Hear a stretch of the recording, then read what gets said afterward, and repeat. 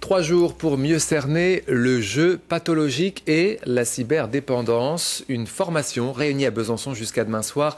Des soignants et des professionnels pouvant être confrontés à ces accros sans substance. L'objectif est d'améliorer leur prise en charge. Et parmi les intervenants, Sophia Arrigo, notre invitée. Bonjour. Bonjour. Vous êtes médecin psychiatre au service d'addictologie du CHU.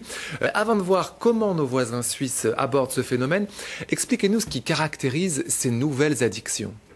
Eh bien, ces nouvelles addictions, ce qui les caractérise, c'est que ce sont des addictions qui sont sans produit. Donc il n'y a rien qui est ingéré ou inhalé. Ce qui les caractérise également, c'est que ce sont des phénomènes qui sont émergents, ce sont de nouvelles formes de maladies qui à l'heure actuelle ne sont pas reconnues dans les classifications internationales, donc qui posent aussi la question de la notion même d'addiction sans substance ou d'addiction comportementale comme on les appelle. Elles posent aussi le problème de la difficulté de prise en charge et de prévention puisqu'il s'agit de phénomènes émergents. Donc là, pas de consensus pour l'instant. Chacun fait un petit peu en fonction de ses théories de pratique. D'où ces 3 jours de formation, on imagine, parce qu'il y a beaucoup de questions autour de ce sujet. Qui participe à ces 3 jours de formation ? Donc les participants à ces 3 jours de formation sont vraiment des personnalités très diverses, ont des fonctions très diverses, pardon.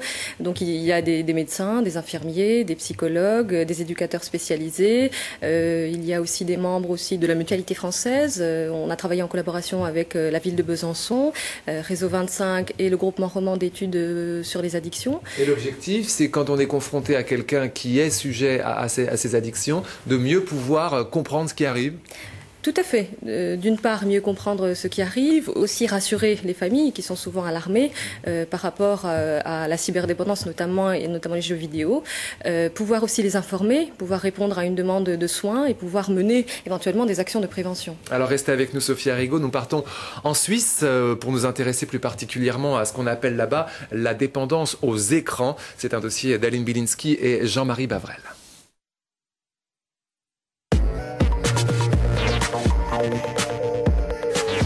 Thibaut et Karim sont des ados comme les autres. Dans leur vie, l'école, les copains, le sport et les jeux vidéo. Enfin, juste un peu selon eux. Par semaine je sais pas, 3-4 heures. Pareil. Ouais. Si on joue à un jeu de foot, on fait 3 matchs de 10 minutes par jour des fois. Ouais, moi je viens qu'ici pour jouer, donc je fais pas longtemps. Certains clients en revanche consacrent au jeu beaucoup plus de temps. Les accros des manettes se repèrent de loin. On les reconnaît parce qu'en général, ils sont un peu pâles comme ça. On voit qu'ils sont bronzés devant leur écran depuis 6 mois. Et en général, ils viennent justement acheter des jeux ou des cartes de recharge pour des jeux. Ça peut être tout autant quelqu'un en costard-cravate qui fait ça toute la nuit puis qui bosse la journée. C'est vraiment pas, je pense, une seule sorte de personne qui devient accro. Deuxième addiction sans substance répertoriée après les jeux d'argent, la dépendance aux écrans ne concerne cependant qu'une minorité de joueurs. Ne pas confondre passion et addiction. Nous, on les définit par 2 critères, assez simples. Le premier, c'est la souffrance de la personne, c'est-à-dire on fait un comportement, mais on en souffre parce qu'on veut arrêter et on n'y arrive pas. Donc la souffrance de la personne. Et le deuxième critère, c'est ce qu'on appelle l'aliénation par rapport au monde, c'est le changement de rapport avec son environnement, avec la société. Donc typiquement, c'est les relations qu'on a avec les autres qui vont se dégrader. On va avoir une vie sociale qui va être d'abord centrée sur un produit ou sur un comportement.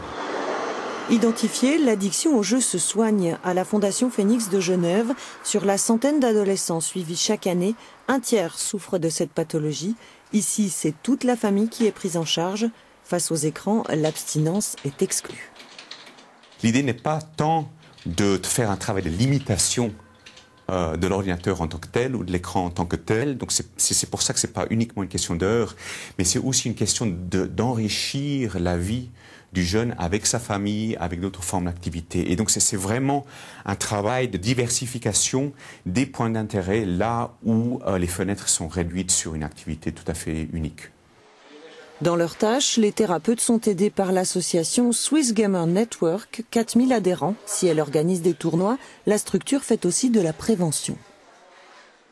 On est là pour présenter les faits, on est pour la plupart des joueurs, donc ça nous permet aussi d'avoir une réflexion par rapport à ça, puis donner des pistes de réflexion aux parents, aux conjoints, aux enseignants sur la façon d'aborder la problématique de la pratique excessive. Le premier message qu'on met en avant, c'est renseignez-vous, apprenez le phénomène.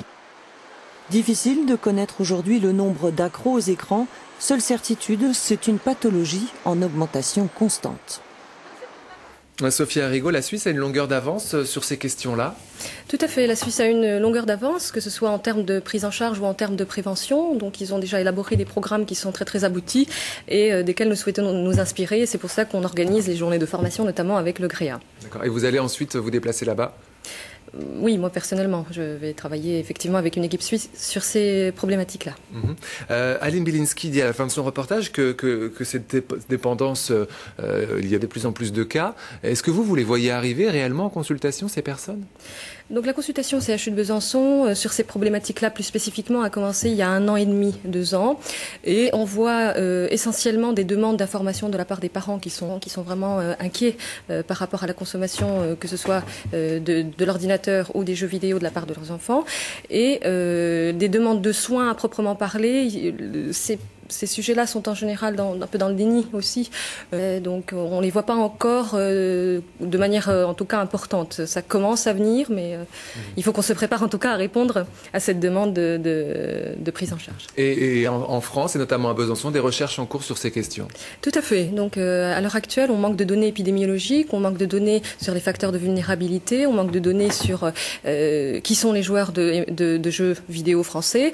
Et pour répondre à une partie de ces questions, là, on mène 2 projets de recherche avec le CHU de Besançon, avec le professeur Raffen. Donc un projet qui cherche à décrire un petit peu la population de joueurs de MMORPG, qui sont les jeux de rôle en ligne massivement multijoueurs français, et puis essaye de faire un petit peu, de savoir s'il existe des différences entre addiction sans substance et addiction avec substance. Ça, c'est le premier projet. Et le deuxième projet cherche à comparer le jeu vidéo aux jeux de hasard et d'argent. Merci Sophie Arago, et n'hésitez pas à venir nous voir pour nous parler des conclusions de ces études. Je vous remercie. Alerte à l'algue bleue dans le lac de Malsaucy. La baignade ainsi que la navigation sont interdites sur le plan d'eau du territoire de Belfort. Sur place hier, Lucrèce